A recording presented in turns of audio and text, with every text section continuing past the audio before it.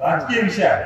तुम्ही तुमच्या नेतृत्वाला सांगितलं पाहिजे की आजच एका वर्तमानपत्रामध्ये मी बातमी वाचली की आमच्या विरोधामध्ये रासपमध्ये जाणाऱ्या उमेदवाराला पुन्हा तुम्ही संधी देत असाल पक्षामध्ये, त्याला या ठिकाणी आमच्या बरोबर काम करायला त्या ठिकाणी मजबूर करा. काका, माझी प्रचंड तुमचं नाराजी आहे.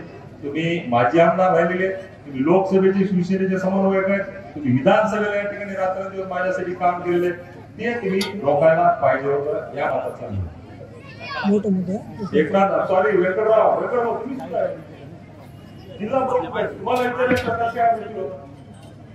उदाहरण आहे. जाहीर या लोकांमध्ये सांगतो, जाहीर.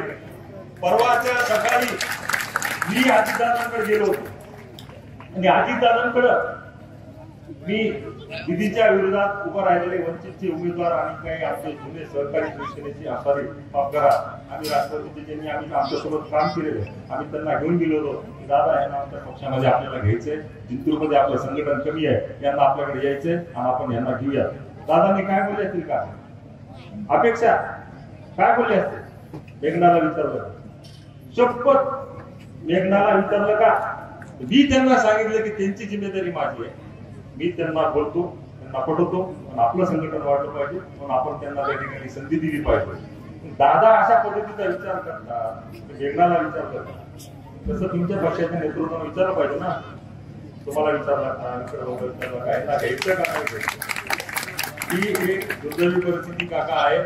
निश्चित आपण आमची नाराजी तुमच्या पक्षाच्या नेतृत्वाकडे त्या ठिकाणी सांगावी. आम्ही सुद्धा अनेक लोक राष्ट्रवादी काँग्रेस पक्षामध्ये डॉक्टर यायला तयार आहेत, आज पाथरीतले आहेत, परभणीतले आहेत.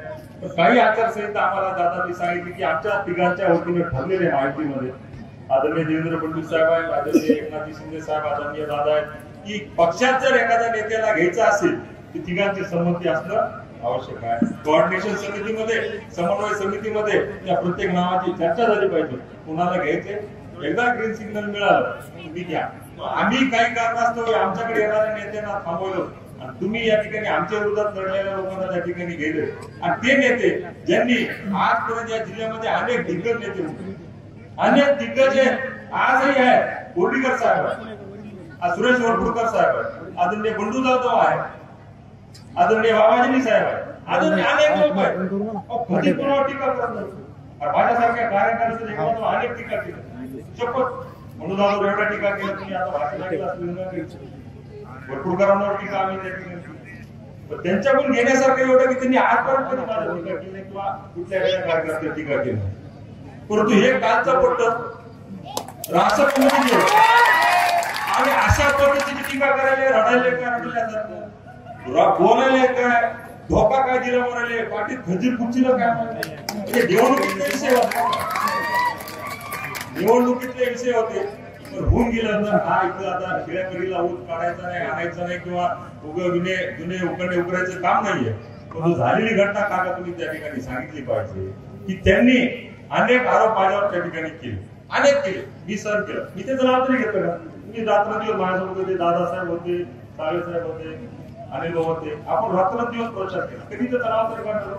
प्रत्येक भाषणात माझं नाव काढायचं, पाठीत खंजीर खुर्चीला, ऐसा किया, वैसा किया, यूं किया, काय केलं तरी काय? जाहीर बोललं पाहिजे ना, लोकांना कळायला पाहिजे ना आपण काय केलं. छत्रपती शिवाजी महाराज शपथ घेऊन सांगतो की आम्ही असा गंभीरपणाला शपथ दिला नव्हता. आम्ही एवढं सांगितलं होतं ज्यावेळेस मी विधान परिषदेचा आमदार झालो. आमदार झाल्याच्या नंतर ज्यावेळेस माझा सत्कार या ठिकाणी झाला, त्या सत्काराचं तुम्ही ऑडिओ क्लिप ऐका, व्हिडिओ क्लिप काढा, माझे भाषण काढा. मी काय म्हणतो तुम्ही बघ, जर महायुतीमध्ये कोणालाही उमेदवारी देऊ त्या व्यक्तीचं आपण सर्वांनी म्हणून प्रामाणिकपणानं काम केलं पाहिजे आणि त्याला या पातळीचा आमदार म्हणून निवडून आलं पाहिजे. हे आमचा शब्द आहे.